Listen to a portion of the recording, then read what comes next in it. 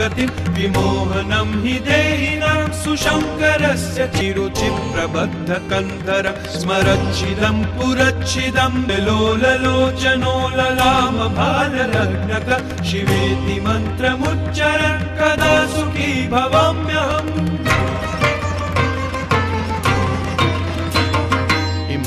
नित्यमेव मुक्तमुत्तमोत्तमं स्तवं पठन् स्मरन् ब्रुवन्नरो गतिं विमोहनं हि देहिनां सुशङ्करस्य पूजावसानसमये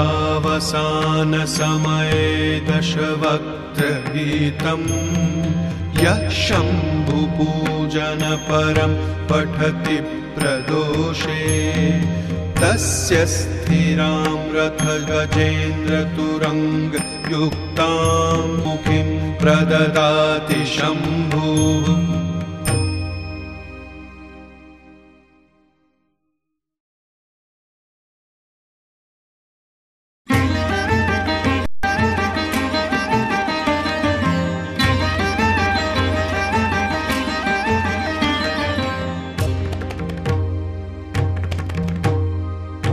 जटाटवीगलज्जलप्रवाहपावितस्थले कलेवलम्ब्यलम्बिताम्बुजङ्गतुङ्गमालिकां डमड्डमड्डमड्डमन्निनादवर्धमर्वयं चकार चण्डताण्डवं तनोतु नः शिवः शिवम्।